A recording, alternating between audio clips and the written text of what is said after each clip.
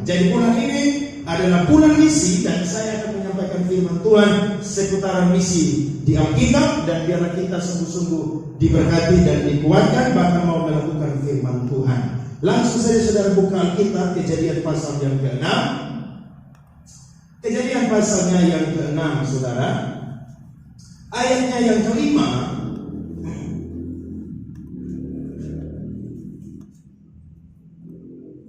Kejadian pasal yang ke-6 ayatnya yang ke-5 sampai ayatnya yang ke-22.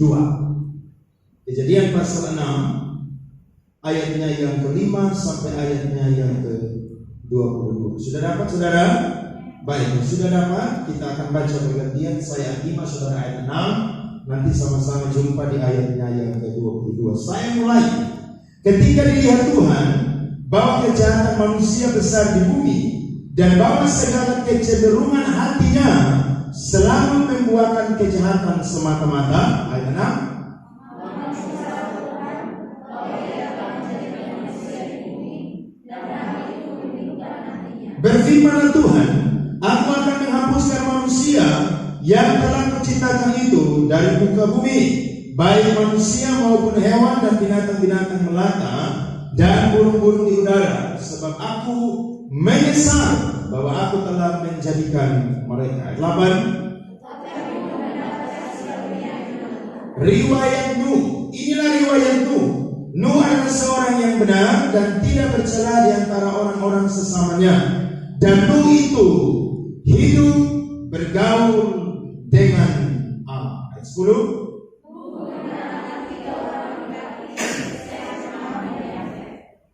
Adapun bumi itu telah rusak di hadapan Allah dan penuh dengan kekerasan.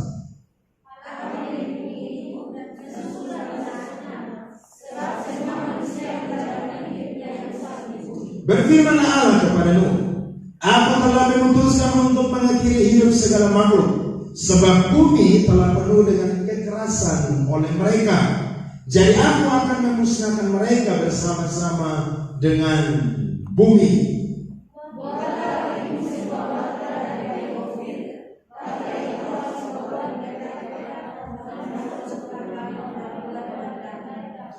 Beginilah engkau harus membuat bahtera itu 300 hasta panjangnya, 50 hasta lebarnya, dan 30 hasta tingginya.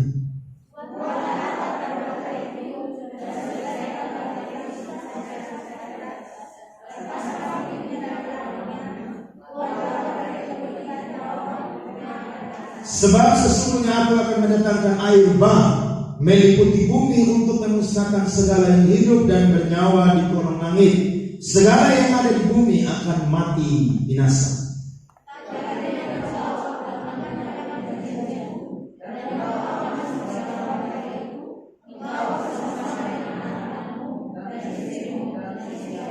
Wow. Dan dari segala yang hidup, dari segala makhluk, dari semuanya, haruslah engkau bawa satu pasang ke dalam bahtera itu, supaya terpelihara hidupnya bersama-sama dengan engkau. Jantan dan betina harus kau bawa.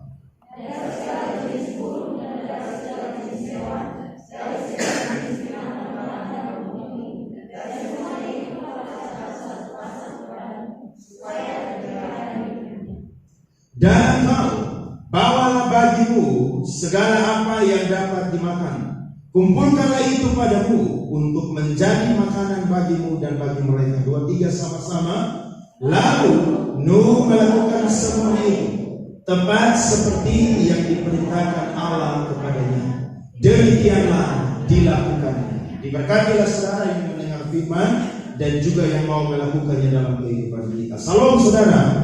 Baik, saudara, kalau kita belajar kebenaran firman Tuhan, ketika Tuhan menciptakan manusia, maka Tuhan memberikan sebuah misi, sebuah mandat pada waktu itu adalah beranak cuculah dan bertambah banyak, kemudian berkuasalah atas segala burung-burung di udara, segala binatang yang ada di darat, dan juga segala binatang yang ada di laut atau yang ada di bawah bumi. Itu sebuah mandat yang Tuhan berikan kepada manusia pada waktu itu. Tapi ketika dalam perjalanan hidup mereka, saudara, Maka manusia ini, saudara, tidak puas dengan apa yang Tuhan berikan. Tuhan tempatkan Adam dan Hawa di Taman Eden untuk mengelola proyek yang Tuhan berikan kepada mereka. Dan proyek ini merupakan proyek yang sangat gampang dan mudah, karena manusia tidak perlu yang namanya mendapatkan dengan susah payah, tapi Tuhan sudah memberikan, sehingga manusia hanya bisa mengelola saja, supaya mereka bisa menikmati semua berkat Tuhan yang luar biasa. Tapi ketika Tuhan memberikan semuanya, maka Tuhan memberikan aturan juga, supaya manusia, yakni Adam dan Hawa, tidak melanggar perintah Tuhan. Tapi namanya manusia, ketika diberikan aturan, diberikan larangan, pasti kecenderungannya untuk melanggar aturan tersebut. Betul, saudara? Maka mereka, saudara, melihat apa yang Tuhan berikan itu sesuatu yang luar biasa. Iblis memakai ular untuk menipu manusia. Dan firman Tuhan mencatat, jatuhlah Hawa di dalam dosa, jatuhlah Adam di dalam dosa. Mereka diusir di Taman Eden, mereka pergi keluar, dan Tuhan memberikan malaikat atau serafim untuk berjaga-jaga di sekeliling Taman Eden. Ketika mereka keluar, saudara, maka manusia tidak berhenti melakukan dosa. Lanjutlah kepada keturunan daripada Adam dan Hawa yang bernama Kain dan Habel. Mereka sama-sama persembahkan korban, tapi Kain iri hati karena Tuhan menerima korban daripada Habel. Maka dia mencari inisiatif untuk membunuh Habel. Dan firman Tuhan mencatat, Habel dibunuh oleh Kain. Ketika Adam berusia 130 tahun, saudara, maka Adam melahirkan seorang anak yang bernama Set. Dan pada waktu itu juga Kain, saudara, sudah berkeluarga dan melahirkan anak-anaknya juga. Dan ketika dia melahirkan Set, maka Set juga melahirkan seorang anak laki-laki yang bernama Enos. Sehingga, saudara, di dalam Kejadian pasalnya yang kelima, firman Tuhan mencatat ayat 28 sampai ayatnya yang ke-29, saudara bisa lihat firman Tuhan. Setelah Lamek hidup 182 tahun, ia memperanakan seorang anak laki-laki dan memberi nama Nuh kepadanya, katanya, anak ini akan memberi kepada kita penghiburan dalam pekerjaan kita yang penuh susah payah di tanah yang telah terkutuk oleh Tuhan. Jika kita gariskan, saudara, maka Kain ini punya kurang lebih di bawahnya 5 keturunan, yakni yang bernama Lamek. Lamek ini, saudara, adalah laki-laki pertama yang melakukan poligami. Dia punya istri 2. Bahkan dia juga, saudara, adalah laki-laki yang membunuh orang pada waktu itu. Dia bangga dengan apa yang dia lakukan.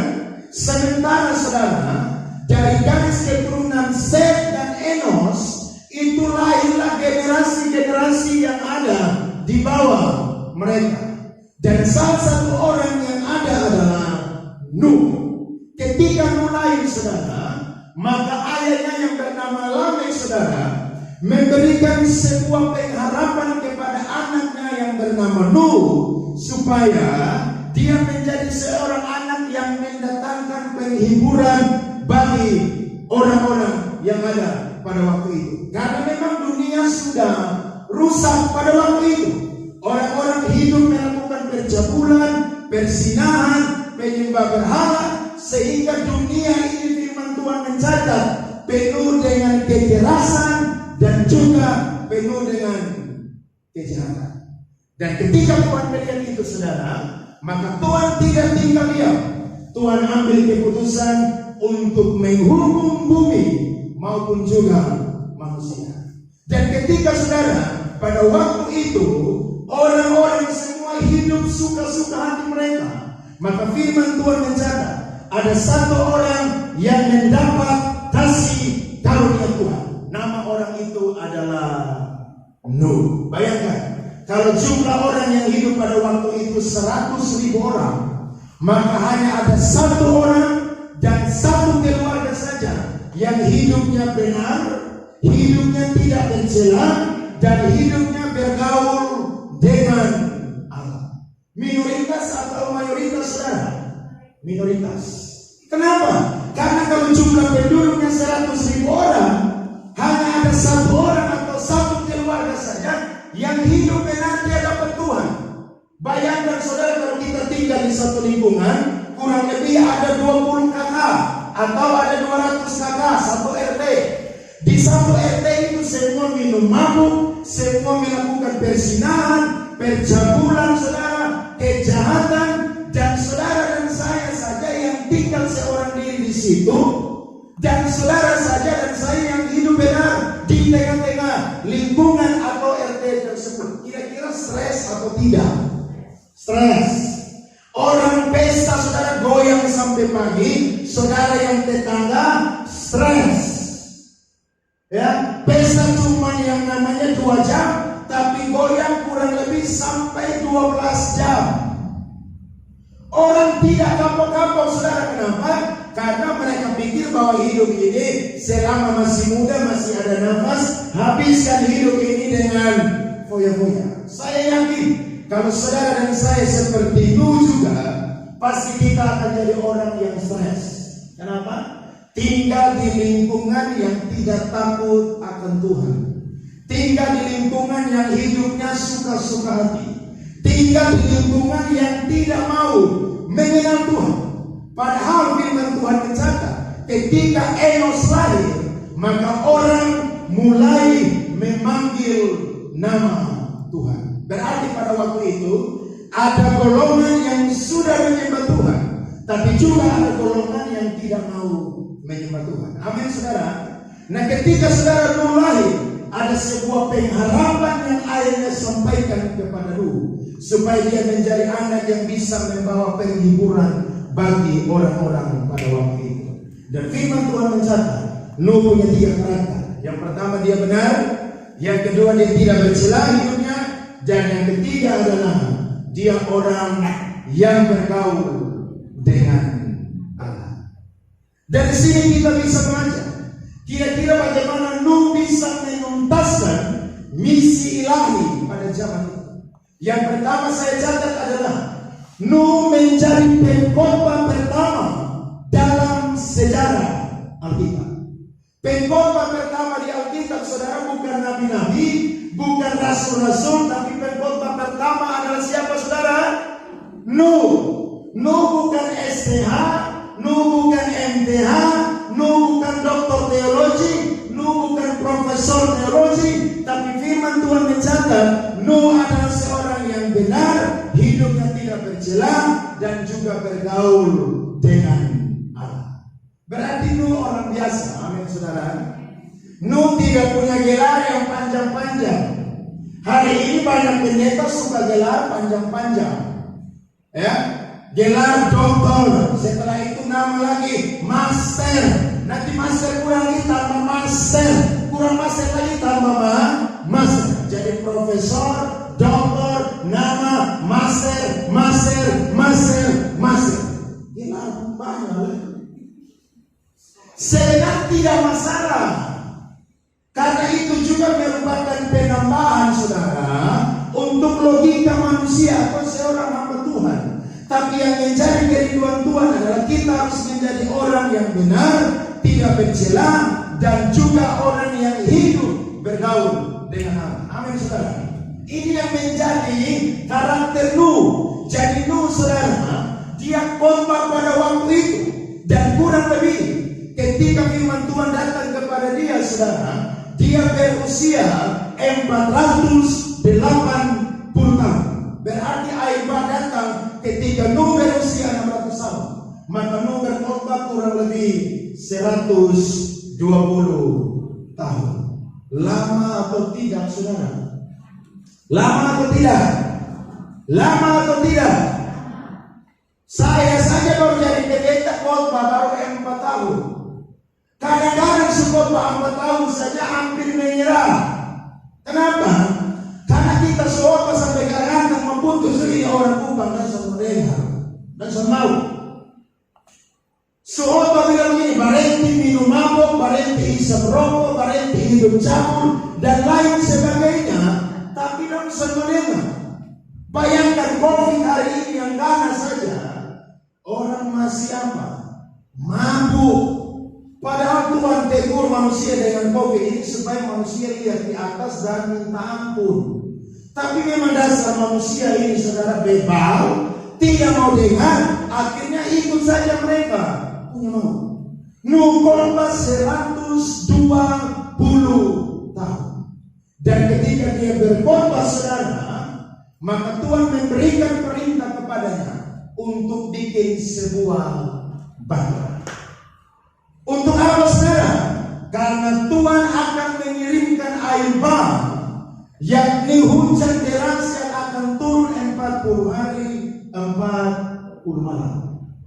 Dan semua mata air, saudara, yang ada di muka bumi akan pecah, dan hujan akan turun dari atas langit, dan semua orang akan dibinasakan oleh Tuhan. Saya yakin waktu itu Nuh cuma kota bilang begini, hei orang-orang, bertobat, karena Tuhan akan menghukum kita dengan air bah.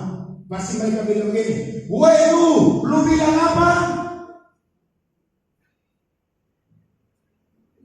Woi lu apa bilang apa? Kita kok hidup ada baik-baik, ada senang-senang. Masa lu bilang Tuhan mau hukum kita? Firman Tuhan mencatat, saudara, pada zaman lu orang punya hidup hanya fokusnya kepada apa? Makan, minum, kawin, mawin, pesta, pura. Hidup cuma itu fokus. Kawin, mawin, makan, minum tidak salah, karena itu memang kebutuhan manusia. Tapi saudara, pada waktu itu mereka cuma menghabiskan hidup mereka hanya untuk kepentingan duniawi. Cari makan supaya tidak kelaparan, cari uang supaya punya tabungan yang banyak. Itu tidak masalah. Tapi justru di tengah-tengah berkat yang Tuhan kasih kepada kita, kita harus ingat Tuhan juga. Amin, saudara. Jangan sampai cari uang tapi tidak ingat Tuhan. Jangan sampai cari harta tapi tidak ingat Tuhan. Justru ketika bencana, masalah datang, uang tidak bisa menolong kita. Yang bisa menolong kita hanya siapa, saudara? Tuhan di surga yang bisa menolong kita. Nah, ini pada zaman Nuh terjadi. Mereka kerja, mereka sibuk dengan hal-hal duniawi.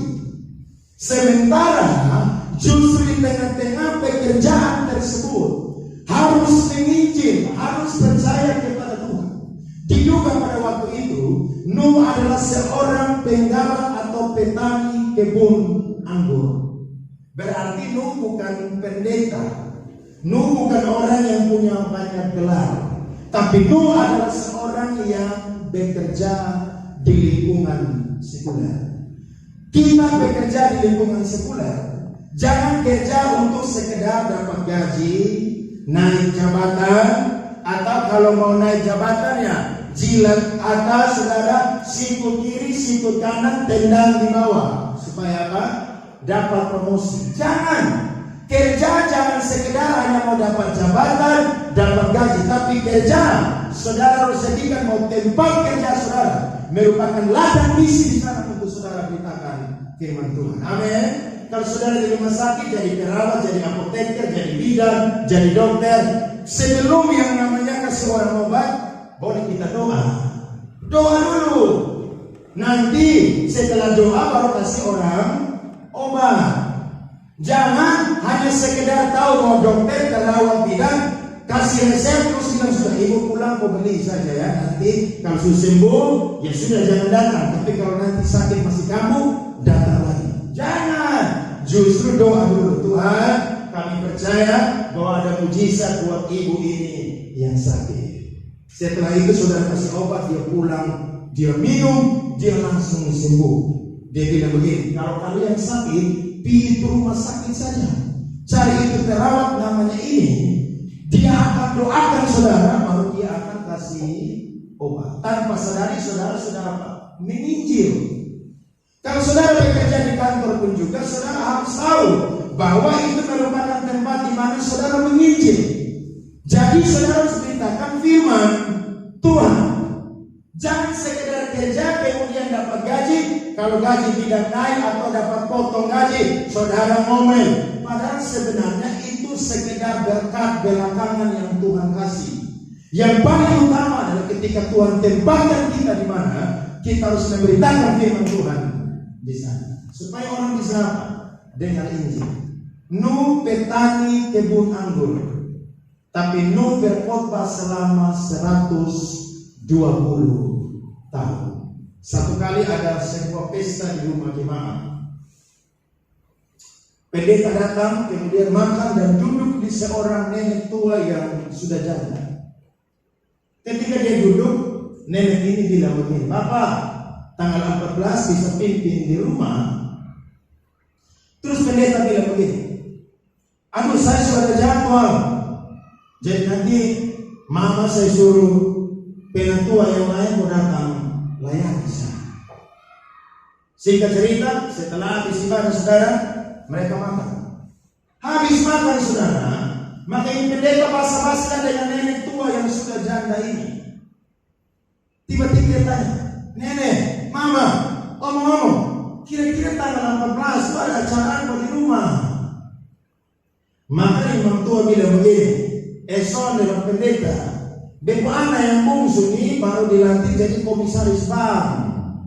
Jadi beta mau bikin syukuran karena dia ada titip sedikit berkah." Pendeta bilang, "Tanggal berapa mama? Ulang tanggal berapa?" "Tanggal 14. "Oh, beta titip tanggal 4. Ternyata tanggal 14. Berarti kalau tanggal 14, beta jabang masih kosong. Nanti beta yang dilayani." Lihat saya, melayani karena amplop. Padahal mama tua setua yang kelihatan misi, dia bilang, "Saya sudah ada jadwal." Tapi karena dia bilang, "Saya anak baru dilantik jadi komisaris bank, ada titik sedikit berkah," maka dia langsung bilang, "Tanggal berapa mama?" "Oh, ternyata tanggal 14 itu saya masih kosong. Saya pikir tanggal 4. Lihat, melayani karena apa? Uang. Kita harus melayani bukan karena uang, tapi melayani karena memang Tuhan menugaskan kita untuk menjadi pelayan Tuhan selama ada di muka bumi. Kita harus tahu bahwa ketika kita meninggal akan ada penghakiman dari Tuhan, dan juga akan ada kehidupan kekal bagi orang yang hidupnya mengasihi Tuhan. Ketika kita hidup saudara, jangan sekedar hidup seperti orang-orang yang hidup pada zaman Nuh pada waktu itu, tapi kita hidup ingat Tuhan. Injililah orang-orang yang belum mengenal Tuhan. Mungkin dimulai dari rumah kita, suami, istri, anak-anak, kemudian keluarga, tetangga, dan lain sebagainya. Saya yakin semua kita tidak diberikan karunia fasilitas, tapi saya yakin juga bahwa setiap kita pasti baca firman Tuhan, sehingga kita mengerti bahwa ketika kita baca firman Tuhan, Tuhan perintahkan kita untuk kita bisa membagikan firman Tuhan kepada orang lain. Amin saudara. Saudara punya Facebook, bisa copy ayat di ayat Alkitab saudara, taruhlah di Facebook saudara. Jangan sedikit-sedikit kasih naik foto-foto selfie yang paling banyak, sehingga orang lihat ini anak reaksi ibadah, tapi tidak pernah ada ayat firman Tuhan di Facebooknya. Yang ada cuma apa? Foto jalan-jalan di mall, foto selfie, foto lagi makan, lagi di pantai. Itu juga bagus, tapi ada sarana yang Tuhan sudah kasih. Pergunakan sarana itu untuk membagi berkat bagi orang lain. Amin. Mungkin ada orang membunuh diri di jembatan Liba, tapi ketika dia baca saudara status Facebook ada firman Tuhan, maka dia gagal untuk apa? Bunuh diri. Bisa saja. Loh, Tuhan pakai kita ini dengan banyak cara. Tuhan kasih kita saudara bekerja di laut, bekerja di darat. Itu semua merupakan ladang misi yang Tuhan tempatkan bagi kita. Kalau kita belajar kita, ada banyak orang-orang yang Tuhan tempatkan di tengah-tengah orang kafir, tapi mereka tidak menjadi kafir. Siapa itu? Daniel, Sadrak, Mesak, Abednego. Mereka orang-orang yang ada di lingkungan Babel, bahkan Media dan Persia. Tapi apakah mereka jadi kafir? Tidak.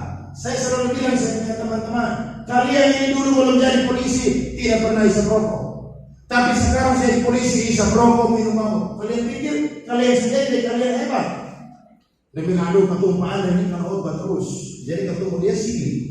Saya bilang kalian ingat dulu kalian mau tes polisi atau mau jadi apa? Kalian doa dengan Tuhan sungguh-sungguh, kalian jaga kalian punya kehidupan, tapi Tapi ketika kalian sudah punya pekerjaan, punya gaji yang tetap di bulan, kalian mulai lupa janji dengan Tuhan. Justru di tengah-tengah pekerjaan layani Tuhan. Ada orang bilang begini, Pak, jadi polisi susah. Karena semua di sana tuh minum mabuk, isap rokok. Masa kalau saya tidak minum mabuk dan isap rokok, nanti mereka bilang saya polisi banci. Loh, justru banci itu yang isap rokok. Saya bilang justru kamu harus jaga integritas. Sekeliling kamu itu tidak bisa mempengaruhi kamu. Kamu sendiri yang bisa dipengaruhi oleh kamu punya pikiran dan kamu punya hati. Sama seperti ada seorang raja, ketika dia berjalan, saudara, dia injak di jalanan semuanya bebatuan, dan dia punya kaki sakit. Dia perintah kepada anak-anak buahnya, dia bilang begini, tolong cari kulit sapi, taruh di sepanjang jalan ini. Maka dia anak buah tertawa, saudara, dan berkata, Raja, tidak perlu cari kulit sapi yang banyak untuk taruh di jalan tersebut. Cukup raja punya kaki diukur, kemudian dipotonglah ukuran kulit sapi yang sesuai dengan kaki raja, kemudian dibuatlah sepatu atau kasut, kemudian berjalan. Betul, saudara? Tidak perlu cari kulit sapi yang banyak, tapi cukup potong kulit sapi yang sesuai ukuran kakinya, buatlah kasut bagi dia, kemudian dia berjalan di bebatuan, maka dia tidak merasakan jalanan yang kasar. Kenapa? Kadang-kadang kita menganggap bahwa dunia di luar sana yang mempengaruhi kita. Tidak. Kita sendiri saja yang mau dipengaruhi. Justru kita yang bisa mengontrol kehidupan kita. Karena saya yakin, kalau saudara orang benar, orang yang hidup tidak bercela, saudara bergaul dengan Tuhan, dunia tidak akan bisa mempengaruhi kita. Tidak akan bisa. Ya? Orang tahu saudara rokok, saudara bilang begini, saya suka itu. Orang tahu saudara mabuk, saudara bilang dulu saya begitu, tapi saya suka itu. Orang tahu saudara melakukan apapun juga, saudara bilang dulu saya dan situ, tapi sekarang saya sudah berhenti. Memang kita semua orang berdosa. Nuh saja lahir dari keturunan saudara yang sudah terkemiri oleh dosa. Tapi apakah Nuh saudara dipengaruhi pada waktu itu? Tidak. Nuh bergaul dengan Tuhan. Ketika dia bergaul dengan Tuhan, Tuhan bilang begini, kamu harus jadi orang yang berbeda. Karena sebentar lagi saya akan hukum manusia. Coba saudara buka Kejadian pasal atau Matius pasal 24. Matius pasal 24 ayat 37 sampai 44. Matius 24 ayat 37 sampai 44, saudara perhatikan saya baca firman Tuhan. Sebab sebagaimana halnya pada zaman Nuh, lihat baik-baik firman Tuhan, demikian pula halnya kelak pada kedatangan anak manusia. Sebab sebagaimana mereka pada zaman sebelum air bah itu makan dan minum, kawin dan mengawinkan, sampai kepada hari masuk ke dalam matra, dan mereka tidak tahu akan sesuatu sebelum air bah itu datang dan melenyapkan mereka semua. Demikian pula lah halnya kelak pada kedatangan anak manusia. Pada waktu itu kalau ada dua orang di ladang, yang seorang akan dibawa dan yang lain akan ditinggalkan. Kalau ada dua orang perempuan sedang memutar batu kilangan, yang seorang akan dibawa dan yang lain akan ditinggalkan. Karena itu berjaga-jagalah, sebab kamu tidak tahu pada hari mana Tuhanmu datang. Tetapi ketahuilah ini, perhatikan, jika Tuhan rumah tahu pada waktu mana pada malam hari pencuri akan datang, sudahlah pasti ia berjaga-jaga dan tidak akan membiarkan rumahnya dibongkar. Sebab itu hendaklah kamu juga siap sedia, karena anak manusia datang pada saat yang tidak kamu duga. Tuhan bilang kepada Nuh, saya tidak akan hukum manusia lagi dengan air bah. Tapi ingat, Tuhan tidak datang lagi dengan air bah, tapi Tuhan akan datang di awan-awan untuk menjemput orang-orang yang namanya tertulis di dalam buku kehidupan. Yang tidak tertulis, minta maaf, tidak akan ada tempat untuk orang yang namanya tidak tertulis dalam buku kehidupan. Jadi pada zaman dulu saudara, orang semua hidup saudara suka-suka hati. Zaman sekarang juga lebih parah lagi. 2 minggu yang lalu di kota Kupang ada 20 orang laki-laki yang terinfeksi penyakit HIV/AIDS. Kenapa? Karena mereka terlibat dalam hubungan yang tidak normal, yakni pacaran. Laki-laki pacaran dengan laki-laki. 20 orang saudara di rumah sakit umum saudara terkena yang namanya virus atau sakit HIV/AIDS positif karena gay, homo, dan tidak heran. Sekarang ada banyak orang saudara, apalagi laki-laki yang ganteng-ganteng saudara, itu sukanya tidak dengan nona-nona, tapi sukanya dengan laki-laki. Saya bingung lampu kurang apa yang kosmet.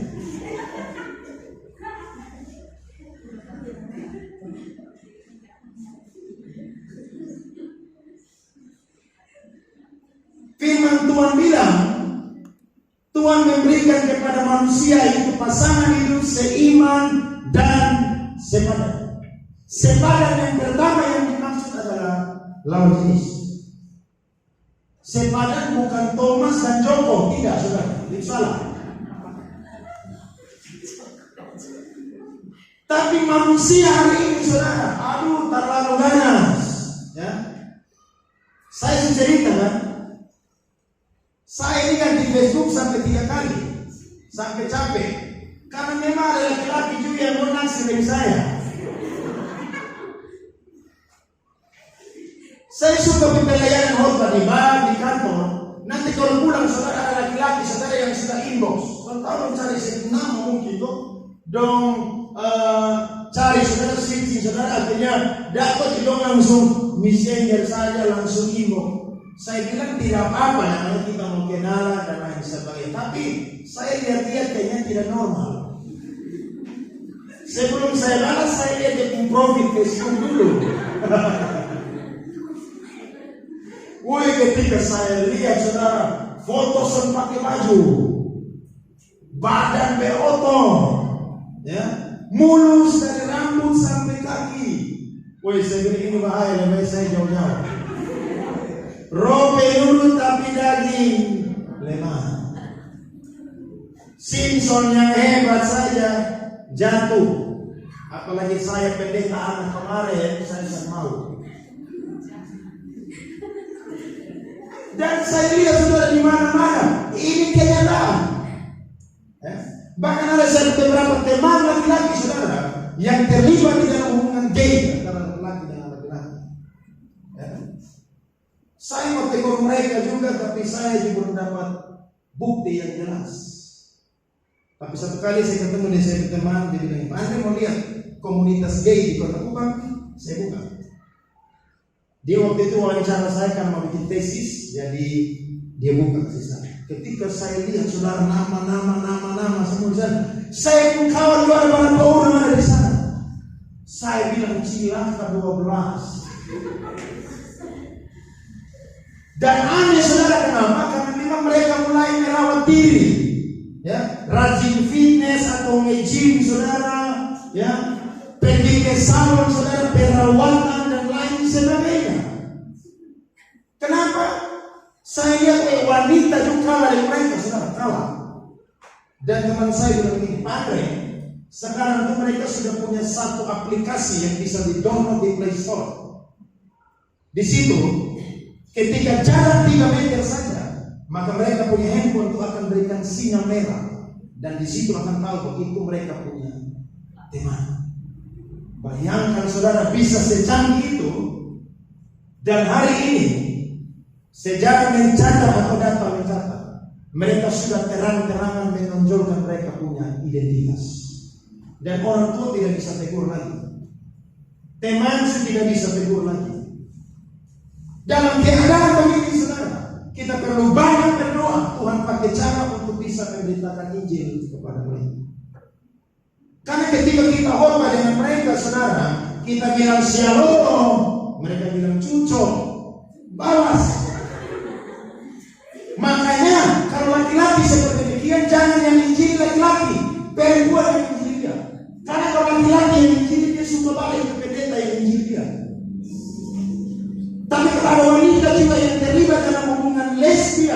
maka laki-laki yang harus injil dia. Karena kalau perempuan yang injil dia, maka dia akan suka perempuan tersebut. Bayangkan dunia yang jahat. Zaman Nuh mulai begitu. Hari ini lebih parah lagi manusia. Jumlah manusia pada waktu itu tidak sampai 7 miliar. Tapi hari ini saudara, jumlah manusia hampir 7 miliar. Dan ada berapa persen orang yang terlibat dalam hubungan-hubungan yang tidak sesuai dengan Alkitab. Kita perlu berjaga-jaga, amin saudara. Makanya orang tua harus jadi pengkhotbah buat anak-anak, buat keluarga, dan lain sebagainya. Di rumah khotbah mereka. Kalau ada hal yang tidak sesuai firman, khotbahkan mereka. Kalau mereka malas ibadah, khotbahkan mereka. Kalau mereka tidak suka berdoa, khotbahkan mereka. Kalau mereka tidak suka baca kitab, khotbah mereka. Kenapa? Karena ketika mereka sudah besar, itu jadi karakter, itu akan susah dibentuk dalam kehidupan mereka. Lebih baik saudara menderita ketika mereka masih kecil daripada ketika mereka dewasa, saudara sudah tua dan saudara dan saya akan menderita. Ajar Nuh menjadi pengkhotbah yang luar biasa. Bukan karena dia hebat, tapi dia dapat perintah Tuhan bahwa kamu harus menyampaikan firman Tuhan selama 120 tahun.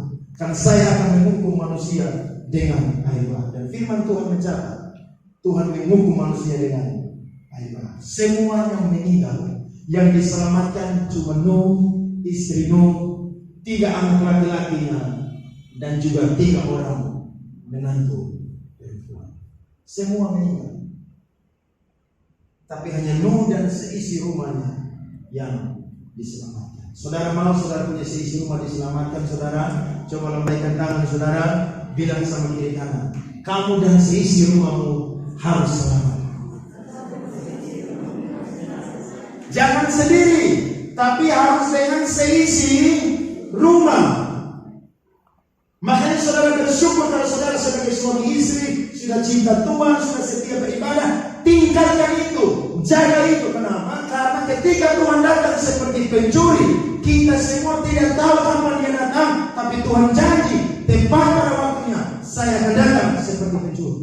Dan ketika Tuhan datang saudara, kita orang-orang yang benar, orang-orang yang hidup tidak bercela, orang-orang yang bergaul dengan Allah, kita yang akan berjumpa muka dengan muka dengan Tuhan. Dan saya yakin itu merupakan hari yang penuh dengan sukacita yang paling luar biasa. Segala kita punya penderitaan semua sudah ditanggalkan. Kita hidup sama-sama dengan Tuhan di surga, di langit dan bumi yang baru, menikmati kehidupan yang luar biasa. Saya percaya ketika kita diberikan mandat ilahi, maka kita harus menuntaskannya di dalam kehidupan kita. Yang pertama, jadilah pengkhotbah sama seperti itu. Amin saudara. Tidak perlu sekolah pendeta, tapi kalau saudara baca kitab, saudara kerja, saudara melayani di mana, sampaikan Injil. Saya yakin kalau ada 10 orang yang saudara bagikan Injil, 9 orang mungkin tolak, tapi ada 1 orang yang terima. Dan saya yakin ketika 1 orang bertobat, malaikat di surga bersuka cita karena ada 1 jiwa yang saudara bawa kepada Tuhan. Amin saudara. Kasih tepuk tangan buat Tuhan yang luar biasa. Yang kedua, bagaimana Nuh bisa menuntaskan misi ilahi pada waktu itu? Yang kedua adalah saudara, Nuh menjadi kepala keluarga dan juga keluarga yang beriman dan yang taat kepada Tuhan. Nuh saudara menjadi kepala keluarga dan menjadi keluarga yang beriman dan juga yang taat kepada Tuhan. Bahasa sederhananya adalah Nuh dan keluarganya menjadi teladan. Nah, menjadi teladan ini saudara, itu bagian kita. Orang mau terima atau tidak mau terima itu mereka punya urusan. Yang penting kita harus jadi teladan. Karena ketika kita jadi teladan, yang paling disenangkan pertama kali adalah Tuhan yang ada di surga. Manusia lihat, mereka pasti antara suka dengan tidak suka. Contoh saudara setiap beribadah, mereka bilang, lihat dia dong, mau naik di surga hidup-hidup seperti Henok dan Elia. Saudara rajin ibadah. Saudara tidak seperti dulu lagi yang menghabiskan hidupnya duduk-duduk, bicara orang punama, kupas orang punama. Tapi saudara lebih banyak apa? Di rumah doa dengan Tuhan, baca Alkitab 1 hari 1-2 pasal, renungkan firman, ada pelayanan, saudara pelayanan. Saudara jadi teladan. Tapi ketika saudara jadi teladan, ada orang-orang yang melihat. Dan ketika mereka itu saudara, pilihannya cuma dua. Mereka mau ikut saudara atau juga tidak mau ikut saudara. Dan firman Tuhan mencatat, tidak ada satu orang pun yang ikut Nuh dan keluarganya. Apakah Nuh dan keluarganya salah? Tidak, karena tugas mereka adalah untuk apa? Jadi teladan. Dan firman Tuhan mencatat saudara, coba kita buka sama-sama Ibrani 11 ayatnya yang ke-7. Ibrani 11 ayatnya yang ke-7, firman Tuhan berkata, mari kita baca sama-sama. 1, 2, 3. Karena iman, maka Nuh dengan petunjuk Allah tentang sesuatu yang belum kelihatan, dengan taat mempersiapkan batu untuk menyelamatkan keluarganya. Dan karena iman itu, ia menghukum dunia, dan ia ditentukan untuk menerima kebenaran sesuai dengan iman. Jadi kita belum lihat saudara, tapi kita yakin apa yang Tuhan firmankan itu bukan omong kosong, tapi itu sesuatu yang pasti. Makanya kita harus jadi keluarga yang beriman kepada Tuhan. Dan saya ketika jadi keluarga, pasti akan ada sesuatu atau ada hal-hal yang mungkin membuat kita kadang-kadang tidak rukun, bermasalah dan lain sebagainya. Tapi saya kalau kita keluarga yang beriman, maka kita ingat firman Tuhan bahwa kita harus jadi teladan. Harus jadi teladan. Jangan cuma khotbah, tapi kita harus jadi teladan. Karena teladan hidup kita saudara merupakan khotbah yang paling luar biasa daripada kata-kata kita. Ketika kita hidup jadi teladan, orang lihat dulu dia beda dulu dia tuh suka hidup dengan orang-orang yang tidak suka cinta Tuhan, tapi sekarang dia jadi orang yang apa? Ikut Tuhan. Dulu dia punya hidup hanya habiskan cari kerja, cari uang dari pagi sampai malam, tapi sekarang dia bisa sisihkan waktu pulang agak sore untuk bisa ikut ibadah. Orang lihat saudara jadi apa? Perubahan. Bahkan istri-istri saudara, firman Tuhan berkata, itu hidupnya bisa menguduskan suaminya. Tanpa saudara khotbah, ketika saudara hidup jadi berkat, suami lihat satu istri 3 bulan agak beda sedikit. Dulu dia satu hari omong itu 50.000 kata, sekarang hanya 15.000 kata. Aduh, kayaknya dia pergi gereja, dia hidup berubah. Dulu dia suka marah-marah di rumah, tapi sekarang dia lebih kalem, lebih cool. Aduh, kayaknya dia di gereja 3 bulan ini jadi hidup berubah. Aduh, dulu dia ini suka yang namanya duduk-duduk dengan orang-orang yang tidak percaya Tuhan, tapi kenapa sekarang dia lebih suka di rumah? Ketika saya pulang kantor, saya lihat dia ada doa di kamar, ada penyembahan.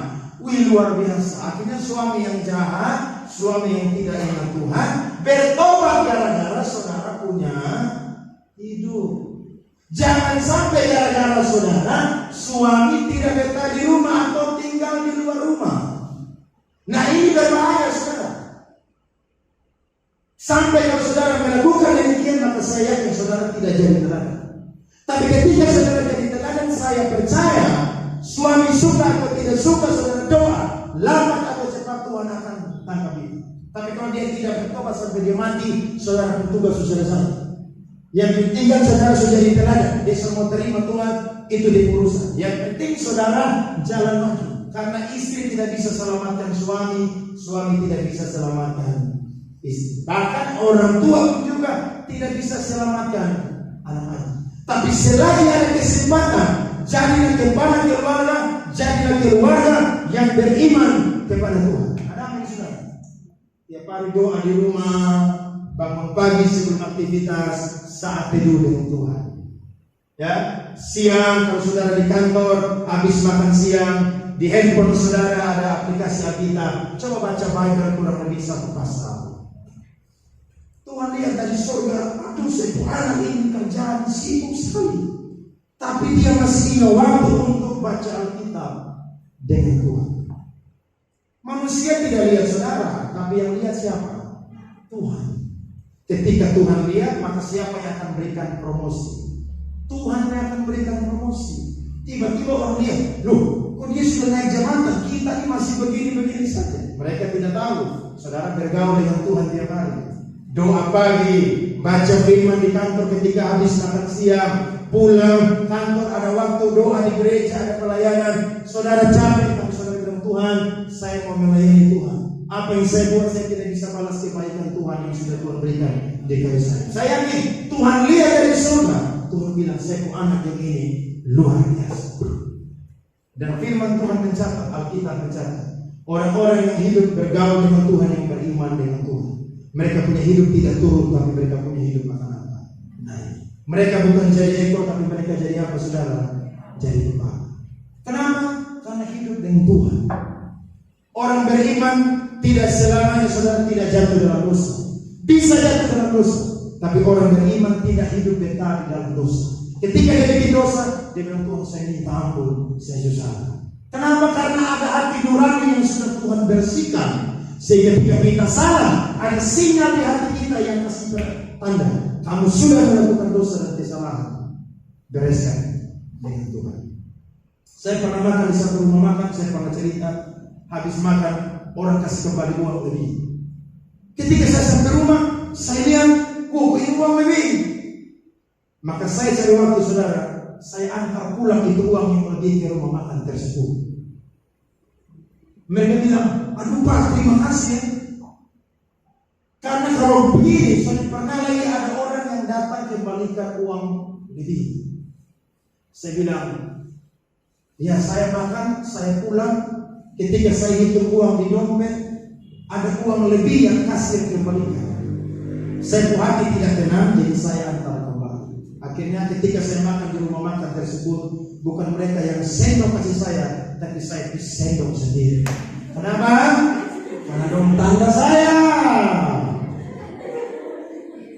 Bilang Pak, sendok sendiri saja. Karena tanda ini Pak, ini uang lebih diantar pulang. Saudara lihat, itu hal kecil. Tidak ada orang yang tahu kasir sendiri saja, tidak tahu. Tapi ketika saya pulang, saya hati nurani tidak tenang. Saya harus kembalikan. Jadi ketika saya dimakan sekarang, saya bilang Pak, saya sendiri mau ambil dari mana sih? Harga sama tapi saya sendiri. Maka saya ambil nasi 3 entong, cabai, ayam, lauk saya kasih porsi yang penuh, sama seperti makan nasi muncak yang ada di kota.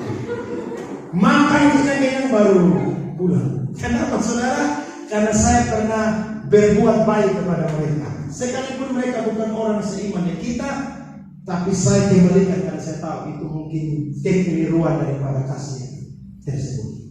Kalau saudara mau pulang atau tidak? Haleluya Tuhan, besok makan lagi. Jangan bawa pulang. Amin saudara. Karena kita bisa jadi orang beriman. Ketika kita melakukan kesalahan, hati nurani kita ini bikin sinyal, kamu lagi bikin salah, perbaiki. Nah itu yang Tuhan mau. Nuh ini saudara, dia menjadi keluarga yang beriman kepada Tuhan. Dimulai dari siapa? Dari Nuh.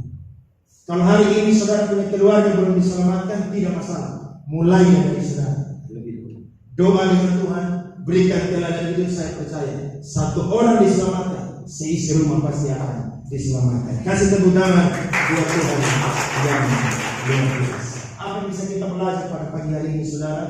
Biar kita menjadi orang-orang yang sama seperti Nuh dan keluarga. Ketika kita hidup tengah-tengah orang-orang yang tidak takut kepada Tuhan, kita harus takut kepada Tuhan. Ketika kita hidup di tengah orang-orang yang tidak mau mengenal Tuhan, kita harus jadi orang-orang dan keluarga yang harus mengenal Tuhan. Karena firman Tuhan bilang, kalau ada 2 orang di ladang, 1 orang diangkat, 1 orang ditinggalkan. Berarti di antara kita ada orang yang sungguh-sungguh dengan Tuhan dan orang-orang yang tidak sungguh-sungguh dengan Tuhan. Saya mau saudara dan saya ada di golongan orang-orang yang sungguh-sungguh dengan Tuhan. Ada apa saudara? Yang pertama, jadilah pengkhotbah di mana saudara berada. Ngomong firman, orang terima tidak terima, bicara firman Tuhan. Yang kedua, jadi teladan dalam kehidupan saudara dan saya. Ketika orang lihat saudara, orang lihat ada Kristus di dalam kehidupan saudara. Ada banyak misi yang Tuhan berikan bagi kita dan kita harus tuntaskan di dalam kehidupan kita. Amin saudara. Sampai akhir kehidupan kita melayani Tuhan, beritakan apa yang menjadi pesan Tuhan. Saya percaya ada upaya besar yang Tuhan sediakan di dalam kehidupan kita. Amin. Berkenan firman Tuhan.